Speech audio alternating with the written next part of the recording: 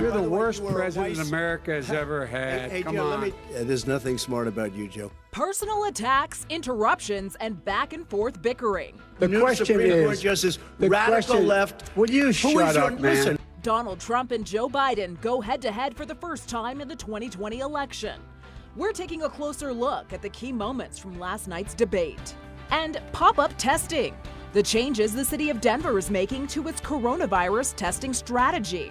Plus, eating outside in the middle of winter. How restaurants in Denver are preparing to serve customers when snow starts to fall. The winter poses completely new and different challenges. Everything he's saying so far is simply a lie. I've done more than you've done in 47 years, Joe. Chaos, insults, and interruptions. That was the scene during last night's presidential debate between Donald Trump and Joe Biden. It was unlike anything seen before during a presidential debate. Thank you for joining me for Denver7 News at 11. I'm Jessica Porter. It was difficult to find the substance between all the bickering. Elizabeth Schulze is in Washington to recap the debate that turned into 90 minutes of fighting. Shouting insults and frustration on stage during the first debate in a hostile 98-minute fight between two presidential candidates. Senator, You're the way, worst you were a president vice- America has ever had. Hey, Come Joe, on. there's nothing smart about you, Joe. President Trump incessantly interrupting former Vice President Joe Biden. President, can you let him finish, sir? No, he doesn't know how to do that. He has, You'd be you know, surprised. you pick You'd be surprised. the Go ahead, wrong Joe. guy, Go the on, wrong Joe, night at go. the wrong. Biden exasperated. Will you is shut your- up, man? listen, who- It's hard to get any word in with this clown. Excuse me, this. Hey, this let me just person. say, The former vice president at times trying to appeal directly to the American people, looking straight into the camera. You folks at home, how many of you got up this morning and had an empty chair at the kitchen table because someone died of COVID? In an astounding moment, the president refusing to condemn white supremacists, instead telling the Proud Boys, a far-right extremist group, to stand by. I'm willing to do anything. I want to see Well, peace. then do it, sir. Say it. Do it. Say it. Do you want to call him? What do you want to call him? Give me a name. Give me a White name. Go ahead. supremacists and Who would white you like me to supremacists. condemn? White Proud Boys. supremacists and right Proud militia. Boys, stand back and stand by. Former New Jersey Governor Chris Christie, who was on the president's debate prep team, trying to defend that response today on Good Morning America. He said stand by. That was a call to I said arms. the beginning, George, I didn't read it that way, George. The president has to clarify that answer because folks like you and others are confused by it.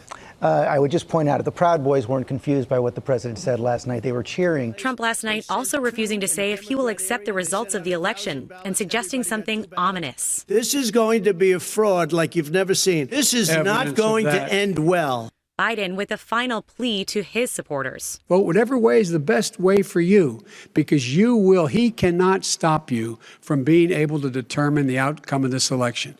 President Trump continuing the attacks today, mocking Fox News' Chris Wallace, who moderated the debate. Both the president and Joe Biden back on the campaign trail today. Elizabeth Schulze, ABC News, Washington. We're fact-checking several statements during the debate. First, President Trump stated mail-in voting leads to massive fraud. He said, quote, "They're sending millions of ballots all over the country. This is going to be a fraud like you've never seen." According to CNN, this is a false claim. While states are dealing with a historic level of mail-in ballots, there is no widespread fraud in U.S. elections. There are only isolated incidents. Studies of billions of ballots cast over the years show the rate of voter fraud is less than 0.0001%. When talking about the economy, Biden stated Trump will be the, quote, first president in American history to lose jobs during his presidency. According to the Associated Press, this is false. If President Trump loses re-election, he will not be the first president to have lost jobs. That happened under Herbert Hoover during the Great Depression. And we want to remind you, next Friday, Colorado's Republican Senator Cory Gardner and Democratic challenger John Hickenlooper will go head-to-head in a televised debate. Denver7's Ann Trujillo will be the moderator. It will be hosted by Denver7 in partnership with the Denver Post and Colorado Public Radio. It starts at 5 p.m. next Friday.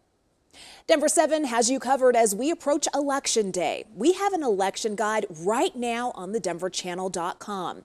There you can get information on dates and deadlines, how to register to vote if you haven't done so already, more details on mail-in voting, and breakdowns of the ballot measures.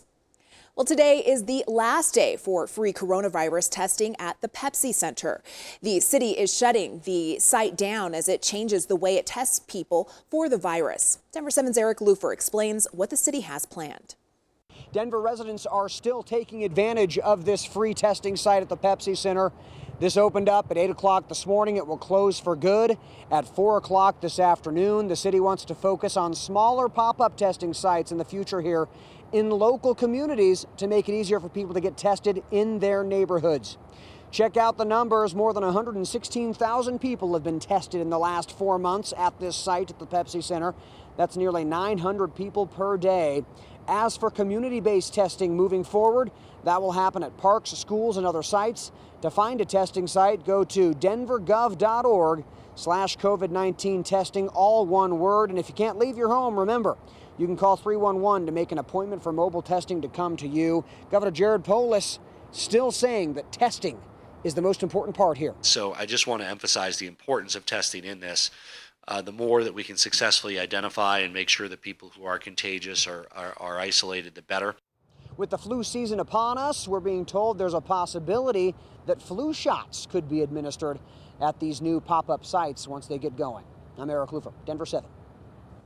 Coronavirus cases on CU Boulder's campus are trending downward. The campus was reporting more than 100 positive tests per day between September 16th through the 21st.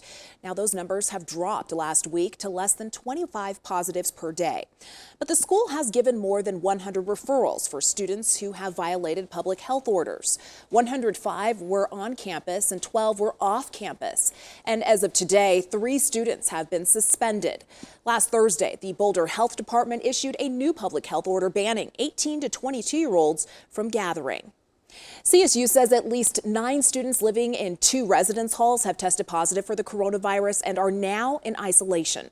The university quarantined students living in Braden and Summit halls because coronavirus was found in the wastewater. CSU says those levels have dropped. Students living in those dorms were tested over the weekend, and the school says if students tested negative, they no longer have to be in quarantine. Well, the deadline is coming for school districts to get an accurate count of their students. Right now, the state is worried because enrollment numbers are falling in Colorado. As Denver7's Nicole Brady reports, thousands of kids could be at risk of falling behind. The state doesn't have the exact numbers yet, but the governor said anecdotally they know enrollment is down across Colorado this year, and that matters not only for school funding, but for the welfare of students in our state. Tomorrow is the official 2020 school count day. That's the day districts tabulate their student numbers so they can get the per pupil funding for each of those students. While there is a little more flexibility in the formula this year, the state education commissioner encouraged families to try and enroll in a school program by tomorrow. And if not by tomorrow, then as soon as possible. This message is important just beyond count day. The message is about students enrolling in school and students being supported in school, whether it's before count day or after count day. And while some of those parents might be able to administer successful homeschooling programs, we worry that many of them are taking this too lightly and are really hurting their kids' future by not at least enrolling them in an online program if they're not ready to return to school. Leaders emphasize there are a lot of options in Colorado. I certainly know from my own reporting there are over 60 different online schools, so families don't have to go with whatever their school district is offering, and if they're not comfortable with in-person learning, they can find another option. The governor is also encouraging business leaders to step up and support their workers who are parents, and neighbors to help each other out, maybe offer to help out with a pod just to make sure kids are doing some type of learning this year. Nicole Brady, Denver7. Nicole, thank you. New this morning, the NFL is postponing Sunday's Steelers-Titans game. It's because several Titans players and staff members tested positive for the coronavirus. The NFL says postponing the game will allow for more testing and to ensure the safety to players, coaches, and staff. The game will be played on Monday or Tuesday. And the Broncos take on the Jets tomorrow night right here on Denver7. Both teams are looking to get their first win of the season. Denver quarterback Brett Rippon will get his first NFL start. He replaced Jeff Driscoll in Sunday's game against the Bucs, going 8 of 9 passing with just a late interception. Well, kickoff is tomorrow night at 6:20. We will have pregame coverage starting at 4 and going right up to 6. Then stick around after for full post-game analysis.